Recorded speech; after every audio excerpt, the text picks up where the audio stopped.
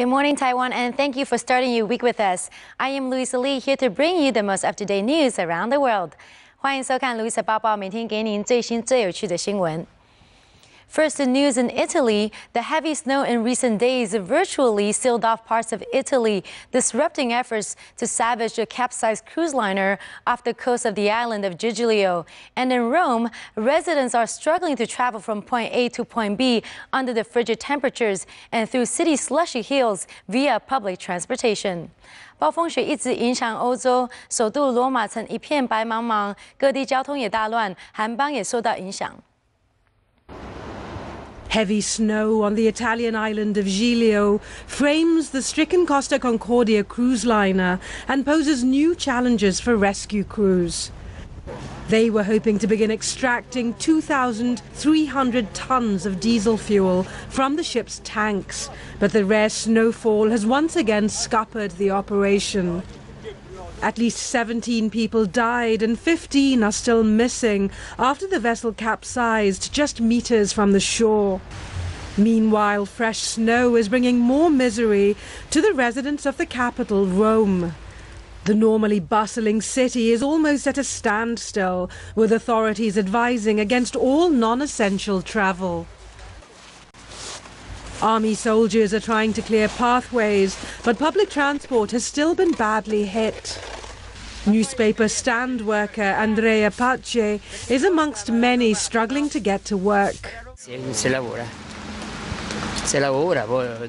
We're not working well, and I have to clean the pavement with my own hands because it's just me here. And I have to come to work by bike because I can't afford to buy the chains for the car tires or to buy winter tires. The underground starts running too late in the morning, so I have no choice but to use the bike.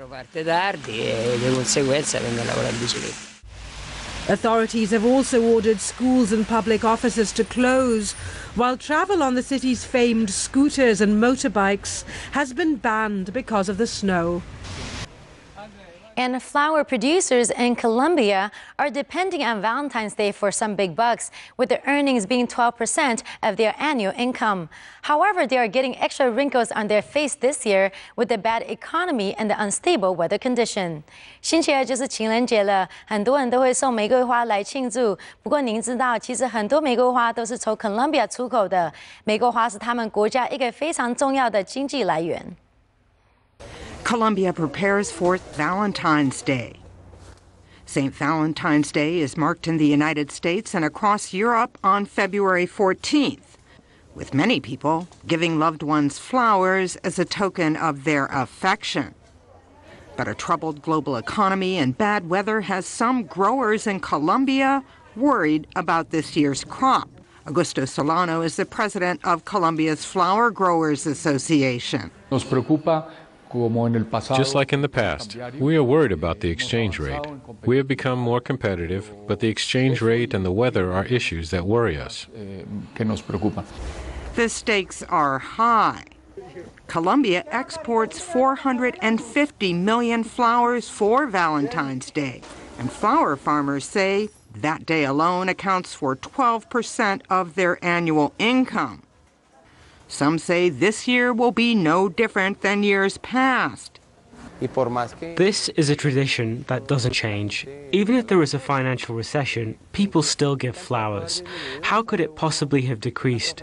We don't know how much it affected the pockets of those in the United States, but in reality, I believe that everybody still follows the tradition and gives flowers. Colombia's market has previously been hit by changing demands in the U.S. and bad frosts in both countries. Colombia celebrates its own version of Valentine's Day in September. And Geminoid F is doing all the work without complaints and without fuss. Just right before Valentine's Day, her job is to sit patiently in the display window for an entire week just to attract more customers to the department store in Tokyo. 最近，日本的百货公司设置了一款很像真人的机器人，很多逛街人都会停下来跟它拍照，还有人说这个机器人好像真的会跟人互动呢。 Meet Geminoid F, the young lady sitting in the department store waiting for someone. But don't be fooled by her appearance. She's actually a robot. She's the latest Valentine's Day display in a department store in Tokyo. In addition to attract shoppers, Geminoid F also serves a scientific purpose. Her creators want to observe the interaction between her and passing shoppers with an eye to future societies where robots and humans will interact on a daily basis. Valentine's Day is a season of love. When programming this robot, we tried to make it so that she would sit and expect someone to come and keep repeating that cycle. All in all, we worked to make it so that the android would be able to show the romantic charms of a lady. And it seems to be working, as Geminoid F sits in a display case waiting patiently for a phone call. Some shoppers say they can feel the connection with the robot. It looks really human-like, not like a doll at all. Even when I get close to her, I saw how high quality her skin was and how she stared back into my eyes. The Valentine's experiment is not the first in which Geminoid F has been introduced to the public. In 2010, she was cast as the star of Sayonara, a futuristic play about an intimate relationship between a dying woman and her android caretaker. And the play was well received. For her creators, Geminoid F's gradual integration with society is all important to future robotic technologies. If the public can accept Geminoid F on stage and as a department store display, robot scientists say they are more likely to accept her in their homes and offices in the years to come.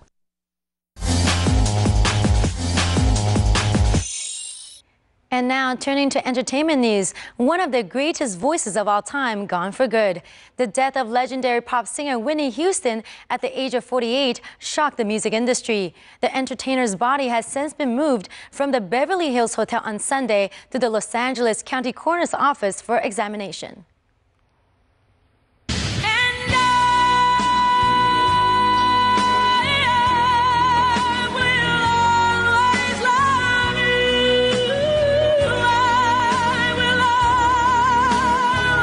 The tragic news comes on the eve of the Grammys and just hours before she was to perform at music producer or her career mentor Clive Davis's pre-Grammy party. Upon hearing her passing, Grammy producers are scrambling to put together a tribute for Houston, who was a 6-time Grammy Award winner herself. It is said that singer Jennifer Hudson will be the one leading the musical tribute on the big night. Reactions are pouring in from around the world on social media, from celebrities to fans, as authorities investigate into the cause of her death, which remains unclear at this point. 美国知名歌手 Whitney Houston 猝死，享年48岁。而这个消息一传出来，让很多人都很震惊。目前还不知道她的死因，要等警方调查之后才会公布。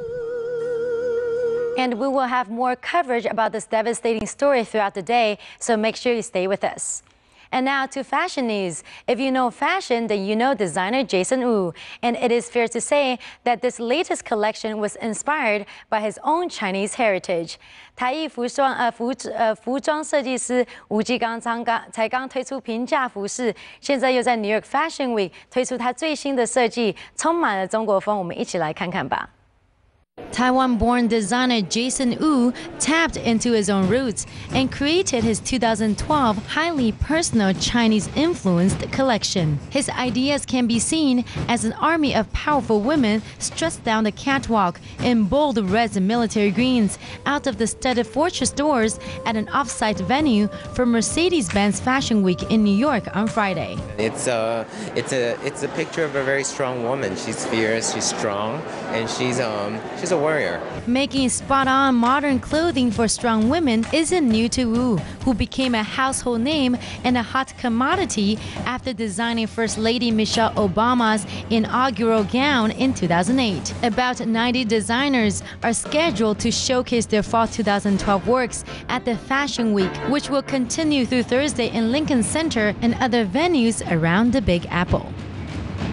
And that's it for today's edition. I am Louisa Lee, and we'll see you back here tomorrow. Meanwhile, stay with CTS for the latest weather update and for more details about singer Whitney Houston's death.